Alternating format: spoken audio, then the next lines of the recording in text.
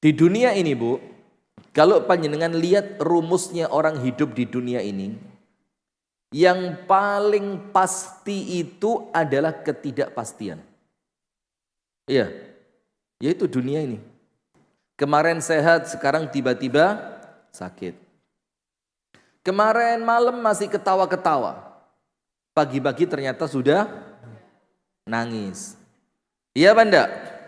Atau sebaliknya, kemarin malam sedih, nangis, pagi-pagi sudah tertawa, mbeng susuran. Ngerti zaman SD? Oh enggak tahu? Oh masa kecil kurang bahagia. Sampai kalau ibu-ibu lihat, sekarang lihat, kemarin koalisinya bareng siapa? Sekarang tiba-tiba pindah koalisi. Iya Banda? Gak usah baper, biasa. Saya tidak mengerti akan dibeginikan. Wes tala, kayak gak ngerti politik ae. Wong panjenengan ya sudah puas di dunia politik. Ya kan begitu. Artinya itu dunia. Kemarin kaya raya, seketika jatuh miskin. Betul Banda? Atau sebaliknya, kemarin miskin bahkan hanya untuk sekedar makan saja susah. Tiba-tiba dengan takdirnya Allah tiba-tiba jadi kaya. Dan banyak, panjenengan sempat dengar enggak berita yang Tuban itu? Yang ternyata tanah yang mereka miliki mengandung apa? Mengandung minyak, akhirnya dibeli dengan harga mahal. Akhirnya satu kampung bareng-bareng beli mobil. Nah, kan? Ya itu. Dan itulah yang namanya dunia Bu. Nah, karena dunia ini penuh dengan ketidakpastian, seneng, susah, sehat, sakit, hidup, mati, kaya, miskin, apalagi macam-macam. Maka dengan itu akhirnya muncul ketakutan. Muncul apa? Ketakutan. Takut tentang apa? Masa depan. Loh terus ya opo, golek anakku gede. Nanti bagaimana kalau suami saya pergi? Nanti bagaimana kalau anak saya meninggal? Nanti bagaimana kalau rumah saya digusur? Nanti bagaimana kalau ternyata tua sakit ini sakit itu? Nanti bagaimana? Akhirnya yang di pikirannya penuh dengan apa? Rasa takut. Dan panjenengan tahu, rasa takut itu ibu-ibu sekalian yang memasukkan siapa? Setan. Jadi orang kalau hidupnya penuh dengan ketakutan, orang kalau hidupnya penuh dengan kecemasan, penuh dengan kerisauan tentang masa depan, itu rasa takutnya munculnya dari setan. Munculnya dari siapa? Dari setan. Anda buka dalam Al-Quran pada surah Ali Imran ayat yang ke-175.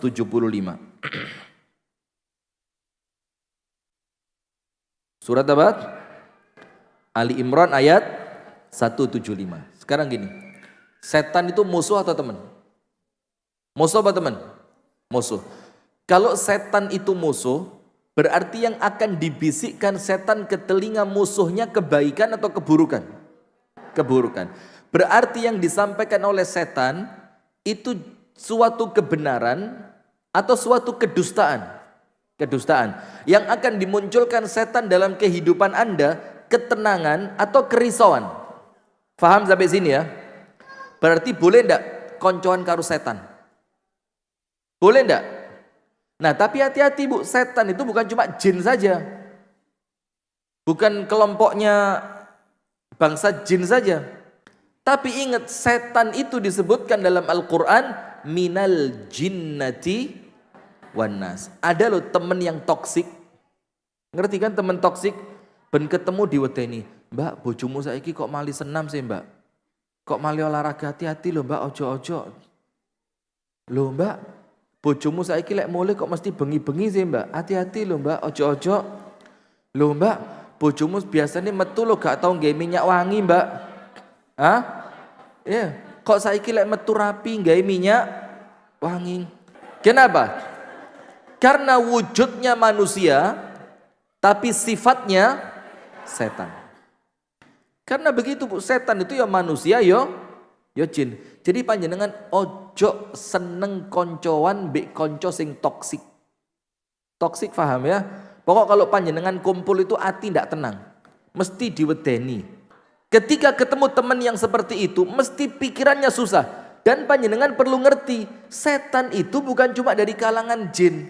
Ada setan dari kelompok manusia. Nah, maka ketika teman tadi mbisi yang tidak baik, ketika teman itu tadi memunculkan perasaan yang kurang nyaman, ketika teman itu tadi senantiasa menakut-nakuti Anda, maka ingat, ini nampaknya zahir teman, tapi yang dia bisikannya setan. Sekarang buka surah Ali Imran ayat 175.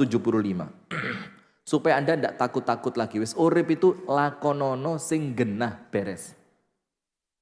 Tidak usah pakai ketakutan tentang masa yang akan datang. Allah Ta'ala berfirman dalam surah Ali Imran ayat yang ke-175. Surat yang ketiga ya. Innama itu dalam bahasa Arab namanya adatu hasrin. Adatu hasrin itu artinya apa? Menunjukkan makna hanya. Menunjukkan makna apa? Hanya. Nanti ada lagi ayatnya tentang innama ini. Panjenengan insya Allah semakin ngaji semakin pintar. Ali Imran 175 diawali dengan apa? Innama. Berarti artinya apa? Hanya. Dzalikumus syaitanu yukhawwifu awliya'ahu. Itulah setan yang senantiasa amalannya, perbuatannya, bisikannya itu hanya membisikkan rasa takut. Membisikkan apa? Rasa takut.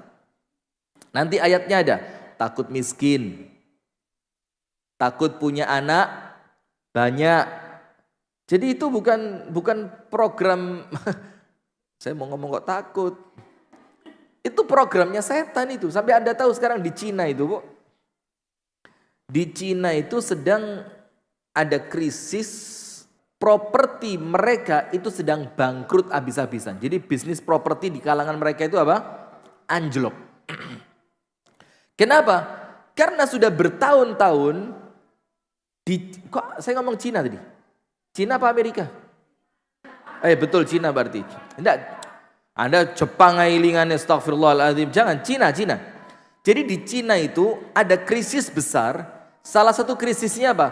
Properti mereka tidak laku. Jadi di Cina itu sekarang ada bisnis properti yang ancur-ancuran. Kenapa? Di Cina itu, Bu, sudah beberapa tahun yang lalu, dalam waktu yang mulai agak panjang, itu mereka melarang penduduknya untuk punya anak lebih dari satu. Dan tahu enggak sekarang? Itu peraturan dilakukan dengan sukarela. Enggak pakai peraturan pun, jangankan anak satu. Banyak orang Cina yang di negeri Cina sana, RRT sana, Republik Rakyat Tiongkok sana, yang kemudian bahkan nikah enggak pengen punya anak. Bahkan enggak perlu nikah. Kenapa? Karena Tuhan mereka ini, Bu. Tuhan mereka apa? Uang. Sehingga mereka mikir, anak ini ngurangin uang. Anak ini ngerepoti. Anak ini menjadikan saya tidak nyaman. Anak ini menjadikan waktu saya berkurang. Wong tanpa anak bisa kok hubungan suami istri. Wong tanpa nikah bisa kok hubungan suami istri. Akhirnya sekarang terjadi kesenjangan yang luar biasa. Diperkirakan 30 tahun ke depan di Cina itu kehabisan anak muda isinya orang tua tok. Akhirnya karena populasi pertumbuhan penduduk menurun, ya apa? Wong kumpul laki perempuan anaknya cuma satu. Berkurang enggak berarti? Awalnya 2 sisa 1. Bahkan ada yang 2 enggak mau punya anak sama sekali. Karena mereka menganggap uang itu mahal sekali. Anak bakal ngerepoti. Akhirnya bisnis properti turun, enggak ada yang mau beli. Nilai konsumsi juga turun. Nilai produksi pun juga turun. Nah, itu loh kalau konsepnya bukan konsep Islam. Kenapa? Kembali pada Ali Imran 175. Kenapa? Innama dzalikumus syaitanu yukhawwifu awliya'ahu. Itulah setan yang kerjaannya hanya menakut-nakuti siapa? Awliya'ahu, orang yang menjadikan setan sebagai temannya. Jadi orang itu kalau bertemannya sama setan, hidupnya penuh ketakutan. Contoh, sing gampang ya.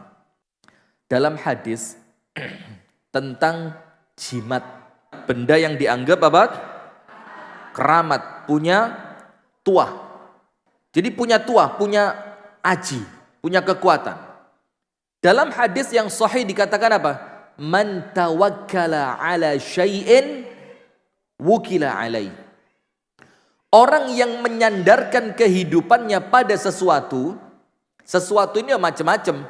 Menyandarkan kehidupannya pada jabatan, menyandarkan kehidupannya pada uang, menyandarkan kehidupannya pada dunia, menyandarkan kehidupannya pada ketampanan atau kecantikan, menyandarkan kehidupannya pada materi. Termasuk yang disebut dalam hadis ini, awalnya apa? Jimat. Barang siapa menyandarkan kehidupannya pada jimatnya, apa Rasul katakan? Wukila alaihi. Wukila. Wukila alaihi. Apa arti wukila alaihi? Allah tinggalkan dia untuk diurus oleh jimatnya tadi. Akhirnya apa? Karena jimat itu tidak bisa menyertai dia kemanapun dia pergi. Sehingga apa? Jimatnya dibawa. Harus perlu effort lebih. Harus perlu apa?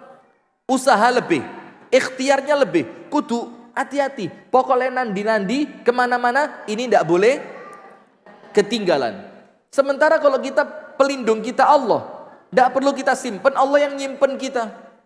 Tidak ada ceritanya na'udzubillah min syarri dzalik dalam tanda kutip. Oh saya mau pergi, Allahnya diambil dulu ya, dibawa. Tidak ada kan? Kalau jimat ya apa? Bawa, disimpan, diramut. Nanti malam Jumat harus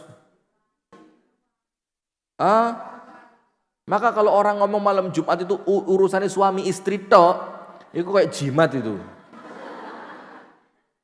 Nggak harus malam Jumat, Bu. Jumat siang lo boleh.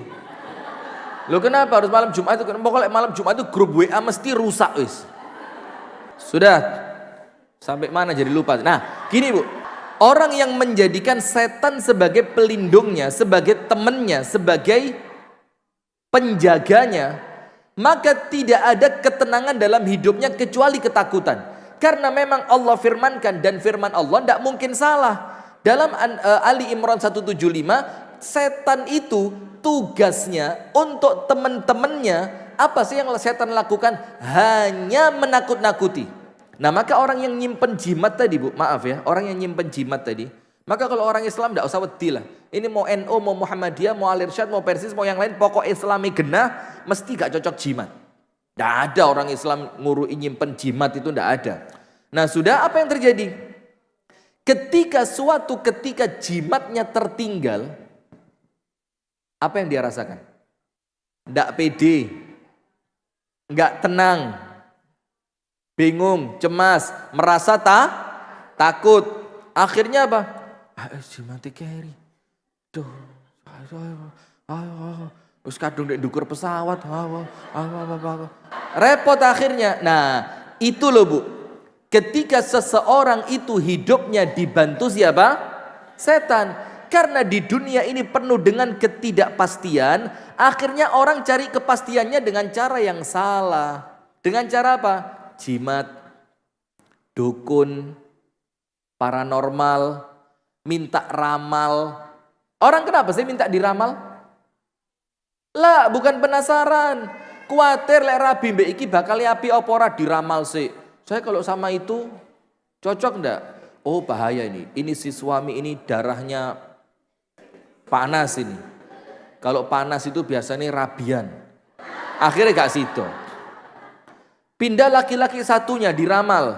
Kata dukunnya, wah ini juga bahaya nih, darahnya dingin ini. Sampean gak dicekel blas engko, gak sido.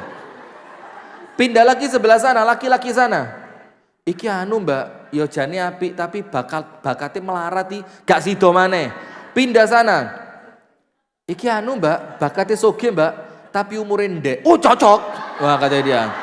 Serapopo wes yang penting akhirnya ndak jadi lagi. Itu orang pengen ramalan itu karena apa? Ketakutan. Nah sekarang lihat Allah firmankan, innama dzalikumus syaitanu yukhawwifu awliya'ahu. Itulah orang yang berteman dengan setan, hidupnya penuh dengan ketakutan. Kenapa? Karena setan itu tidak akan pernah memberikan ketenangan. Karena yang dilakukan oleh setan senantiasa bikin Anda takut. Suami keluar takut. Dipecat takut. Anaknya mau lulus nanti kuliah kemana? Takut. Anaknya sudah lulus nanti kerja apa? Takut. Itu kalau bersandarnya kepada siapa? Setan. Maka dalilnya tadi, barang siapa bertawakal kepada sesuatu, Allah tinggalkan dia bersama apa yang dia bertawakal kepadanya. Jadi kalau tawakalnya sama setan, ya wes, setan bisa apa? Kalau bertawakalnya kepada suami, ya wes, suamimu bisa apa? Kalau bertawakalnya pada pekerjaan, ya sudah, lo pekerjaan lo punya kekuatan apa? Kalau bertawakalnya pada makanan, makanan tidak menghasilkan apapun kecuali atas izin Allah. Maka bertawakalnya kepada siapa? Nah, maka Allah lanjutkan ayatnya, fala takhafuhum. Maka jangan takut sama setan. Jangan takut kepada siapa? Setan. Setan itu menakut-nakuti miskin, maka jangan takut miskin. Setan itu menakut-nakuti ketidakpastian, maka pastikan hidup Anda bersama Allah. Setan itu menakut-nakuti rasa sakit, wis ojo wedi, sakit bernilai ibadah, pahala. Ketika Anda ditakut-takuti tentang ketidakpastian, Allah bilang fala takhafuhum. Jangan takut sama setan. Wa khafuni in kuntum mu'minin. Dan takutlah kalian kepadaku sekiranya kalian betul-betul orang yang beriman. Nah sekarang berikutnya. Ibu-ibu perhatikan. Dalam surat Al-Baqarah ayat 268. Tulis surat Al-Baqarah ayat 268.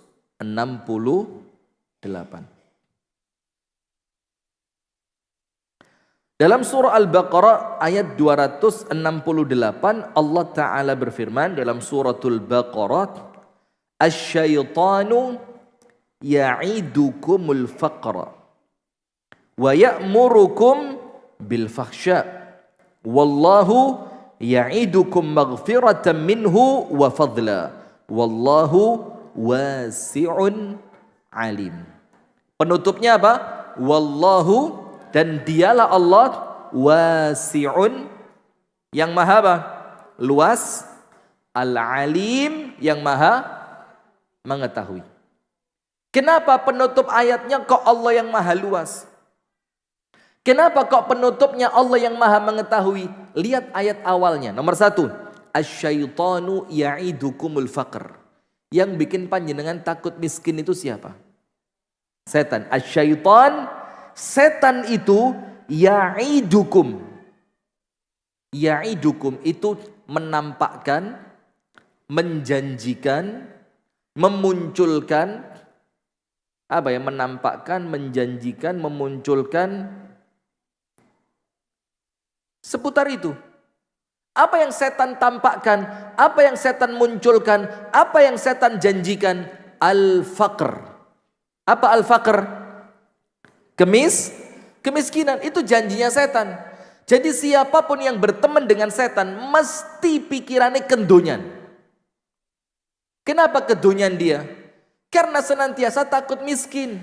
Karena setan bisi ojo sodakoh. Lek sampean sodakoh nanti melarat. Setan itu ya'idukumul faqra, menjadikan, membisikkan, memunculkan, menampakkan, menakut-nakuti kalian dengan apa? Kemiskinan. Jadi orang kalau hidupnya penuh dengan ketakutan, Ali Imran 175, siapa yang takut-takut itu? Orang yang berteman dengan setan. Mesti penuh ketakutan. Yang kedua, siapa yang penuh dengan ketakutan? Setan bikin Anda takut miskin. Akhirnya gak wani sodakoh. Akhirnya kerja ninggal ibadah. Akhirnya rela kerja jauh ninggal istri, ninggal anak. Karena apa? Pikirannya diwedeni sama siapa? Kebanyakan bahasa Jawanya enggak? Anda orang Jawa. Kata yang nonton YouTube, aduh apa gitu. Sudah. Maka asyaitanu ya'idukumul faqra. Setan itu menakut-nakuti kalian dengan apa? Kemiskinan. Lihat sekarang awal ayat, lihat penutup ayatnya. Wallahu wasi'un. Wasi' apa? Luas. Kata-kata wasi' itu maknanya banyak yang mencakup kata luas. Wasi'ul maghfirah. Luas ampunannya, luas rahmatnya, luas pengetahuannya, pengawasannya, luas kekuasaannya. Tapi kata luas itu lebih dekat maknanya tentang rezeki. Ketika Allah nakut-nakuti Anda miskin, aku takut miskin, takut ini, takut itu. Ingat, ketika setan menakut-nakuti Anda kemiskinan di awal ayat, apa yang terjadi? Di akhir ayat, untuk orang yang iman tadi, untuk orang yang beriman, Allah kasih hiburan. Ojo wedi. Walaupun setan menakut-nakuti kalian dengan kemiskinan, ingat loh, Allah itu maha luas. Ketika Allah ngasih rezeki dengan mudah. Ketika Allah mentakdirkan Anda kaya, sekejap mata bisa kaya. Ketika Allah jadikan apa yang Anda sedekahkan kembali berlipat ganda, Allah itu maha luas. Tidak usah takut. Maka orang yang senantiasa takut itu, sungguh aku takut, itu mesti imannya kurang mantap. Imannya kurang mantap. Maka di dalam ucapannya Al-Imam Al-Qurtubi, Al-Imam Al-Qurtubi itu mengatakan apa? Orang yang sedekah itu seperti orang yang jihad. Kesamaannya di mana? Sama-sama butuh keberanian. Orang yang sedekah disamakan seperti orang yang jihad. Di mana salah satu letak persamaannya? Karena mereka sama-sama butuh keberanian. Orang yang jihad butuh enggak keberanian? Butuh. Kalau enggak berani enggak mungkin berangkat jihad dia. Bagaimana mau berangkat jihad kalau enggak berani? Takut mati, takut kena pedang, takut keserempet panah, takut ini, takut itu, enggak berangkat. Maka ada orang yang mati syahid, itu sama Allah enggak diterima. Gara-garanya apa? Kepingin disebut jari. Jari itu pemberani. Hanya untuk membuktikan bahwa dia apa? Pemberani, bukan karena Allah. Nah, maka dari situ kata Al-Imam Al-Qurtubi, orang yang jihad perlu keberanian. Setara dengan itu, orang yang sedekah pun perlu apa? Keberanian. Maka dalam Ali Imran 175 tadi, Allah bilang apa di akhir ayatnya? In kuntum mu'minin. Kalau memang kalian betul-betul beriman, maka ini faktor hati, Bu, faktor iman, wani apa gak gitu loh. Nah, sudah, maka di sini Allah ulang lagi, asyaitanu ya'idukumul faqra. Setan itu yang bikin kalian sungguh aku takut miskin. Wis talabu. Miskin itu tidak merubah apapun dengan akhirat Anda. Miskin itu cuma ketakutan perkara dunia, yang itu pun belum tentu terjadi, gak lek melarat. Kalaupun betul-betul jadi miskin, Allah kasih kaya jerone ati dengan qanaah. Kalau betul-betul miskin itu terjadi, Anda oleh Allah dikasih qanaah, wis tenang. Kalaupun qanaahnya kurang, ojo wedi. Berapa lama sih orang hidup di dunia? Hah? Paling miskin 2 tahun wis mati. Kenapa kayak satu obat maneh? Sudah? Sekarang lihat. Selain setan itu menakut-nakuti kita rasa miskin, terus apa yang setan lakukan? Wa ya'murukum bil fahsya.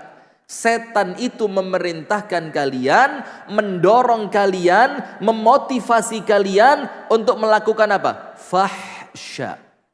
Fahsya itu apa? Perbuatan keji-keji. Dan kalau ngomongnya fahsya, itu sesuatu yang menjurus pada seksualitas. Itu namanya apa? Fahsya. Joget dengan perempuan yang pakaiannya mini. Itu dorongannya setan. Zina, liwat, homo, lesbi. Kemudian apa? Pamer aurat, pamer kemolekan tubuh. Nah, terus sama Allah ditutup apa? Allah itu wasi'un, untuk balas setan yang menakut-nakuti apa?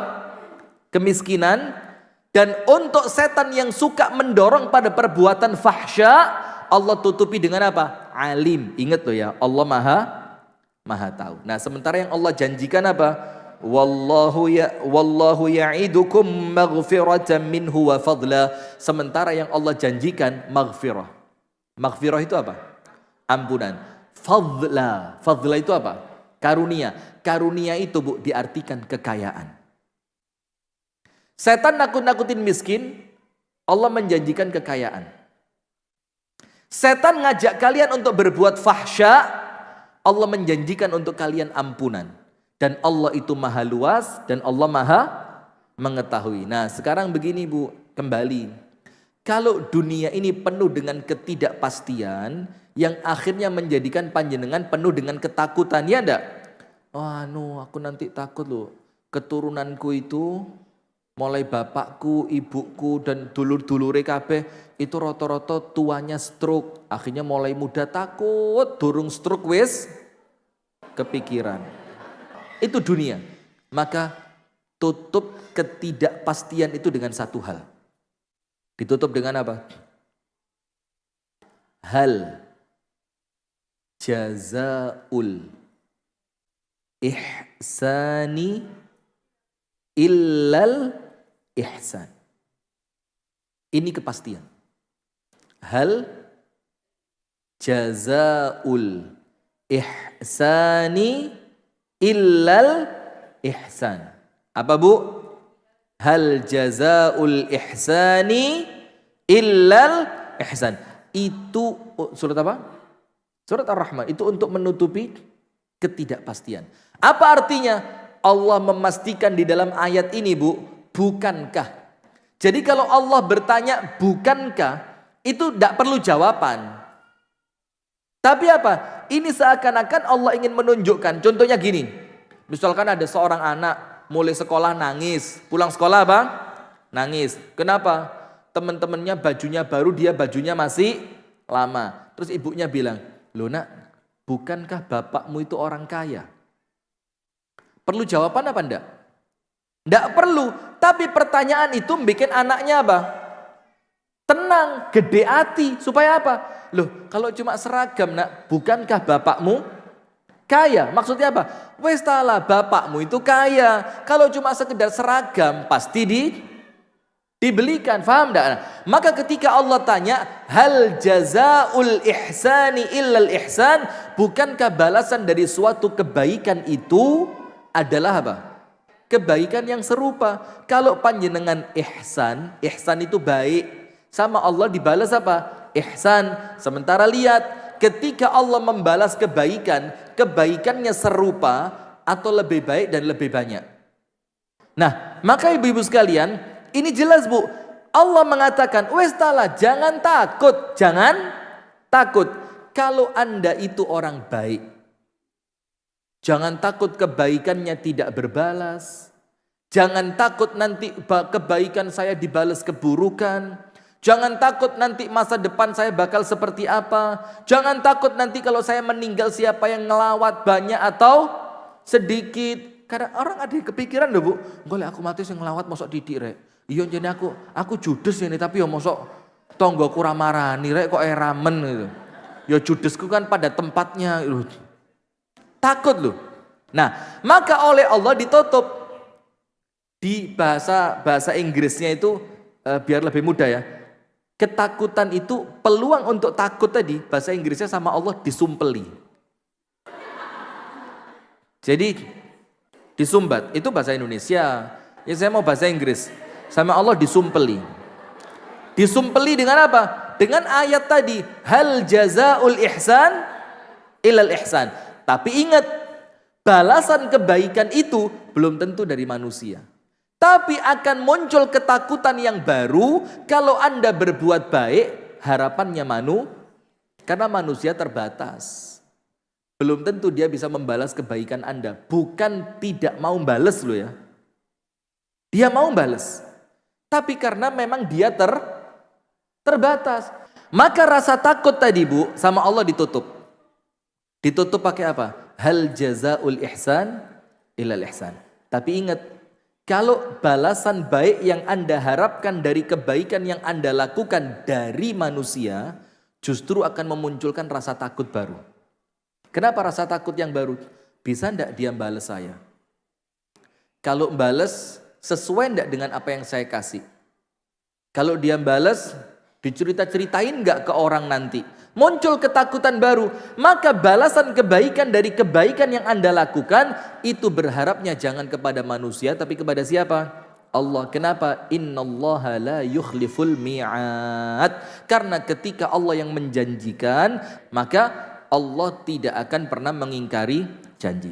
Tak kasih satu cerita supaya kita ngerti betul. Cerita ini mungkin Anda pernah dengar sebelumnya dari saya. Kalau dari orang lain tidak mungkin, karena ini kisah saya sama teman saya. Saya punya teman waktu kuliah. Dan mungkin panjenengan pernah dengar cerita ini dari saya. Tapi apa? Cerita ini sangat inspiratif minimal untuk saya. Mudah-mudahan panjenengan juga terinspirasi. Teman saya itu Bu, di tempat kami kuliah itu Bu, itu kuliahnya yo ndak bisa dibilang mudah lah, walaupun dibilang susah yo ndak. Tapi standarnya rodok luwih dukur timbang tempat yang lain. Karena di sana itu fikih itu bukan pemahaman tapi apalan. Jadi apalan. Kemudian apalan Alfiyah Ibnu Malik untuk Nahwu Shorof. Pokok isinya apalan. Sementara dalam satu semester itu ada 8 pelajaran, 8 mata pelajaran. Kalau 3 nilainya ndak sampai, lupa saya, enggak, bukan 8. Nilai minimal itu 6,6 atau 6,7 itu. Ada 3 mata pelajaran yang di bawah itu, maka ndak naik semester. Turun. Bukan turun dia diliburkan, ndak naik, plus ndak boleh ikut satu semester. Jadi ketika nanti dia naik, itu ketinggalan setahun sama temennya yang awal. Jadi ketinggalannya apa? Setahun. Itu kalau sekali. Kalau 2 kali ya ketinggalan 2 tahun. Kalau 3 kali sampai maksimal 4 kali. Sudah? Ada satu teman saya. Baiknya Masya Allah. Luar biasa. Baik Masya Allah. Tidak pernah macem-macem. Sekolahnya yo tertib. Tidak pernah telat. Masya Allah luar biasa. Di tempat sholat juga Masya Allah khusyuk. Di tempat makan juga tidak seperti teman-teman yang lain. Kalau lagi makan itu biasa nih kan. Rame, guyon. Nah teman yang satu saya ceritakan ini. Baik di kelas baik. Di tempat ibadah baik. Di ruang makan baik. Di luar sekolahan juga baik-baik orangnya. Tapi Allah uji dia dengan akal yang kurang mumpuni. Jadi kemampuan akademisnya itu sedikit turun di bawah. Kalau saya Bu, isin, wedi, mulai, takut. Tapi subhanallah ketika teman saya ini nilainya tidak sampai standar tadi dan akhirnya dia turun kelas. Dan tidak boleh ikut kelas, harus libur 1 semester. Sudah turun, libur 1 semester. Sudah, itu Bu, tidak dapat uang saku di Lipia. Tidak dapat mukafaah. Jadi 1 bulan itu kita dapat uang 800 ribuan rupiah sebulan, per bulan. Dari kampus. Nah sudah, dia tidak dapat karena namanya dia sudah tercoret untuk semester itu. Apa yang terjadi? Subhanallah. Ini anak tetap kuliah walaupun namanya tidak ada di absen. Tetap kuliah walaupun tidak dapat beasiswa bulanan. Tetap kuliah walaupun dia tidak akan dapat nilai sedikit pun. Tapi dengan tenangnya, tidak pernah telat, tidak pernah males, yo tetap nyatet, yo tetap kalau ujian dia minta kertas untuk dijawab walaupun tidak dikumpulkan. Saya mikir, kalau saya di posisi dia, pulang saya. Libur 1 semester, 6 bulan. Ya bisa di rumah bantu, macam-macam lah. Dia tetap kuliah. Dalam keadaan Bu, tenang luar biasa. Suatu hari saya kepikiran, dan ini bukan kali pertama untuk dia turun itu. Udah kali yang kesekian, saya tanya. Saya tanya sama dia, katakan namanya Sulaiman gitu ya. Kok ente tetap kuliah? Kan pulang bisa. nyantai di rumah. Kok ente tenang banget padahal sudah kesekian kali tidak naik. Kok ente tetap bahagia betul, tetap datang, tetap sekolah, tetap ujian, tetap bawa buku, tetap nyatet, tetap ngasih stabilo di pelajaran yang penting. Padahal ini loh tidak kuat. Tapi kok tetap tenang, tetap kuliah, tetap optimis? Jawabannya satu, Bu. Apa? Rifki, yang penting sekarang baik dulu. Kedepannya serahin sama Allah. Wih, ini kata-kata, Bu, masuk di sini sampai sekarang. Yang penting sekarang baik dulu. Kedepannya serahkan kepada Allah. Terus teman saya ini ngomong, antum kan tahu, hal jazaul ihsan illal ihsan. Orang itu kalau baik sama Allah mesti dibalas apanya? Kebaikannya. Maka saya yakin aja, yang penting hari ini saya baik, saya tidak nyakitin siapapun, saya tidak zalim kepada siapapun, saya tetap kuliah, saya tetap ibadah, saya tetap yakin nanti ke depannya Allah yang jaga. Subhanallah, sekarang Bu begini. Top anaknya Masya Allah, luar biasa.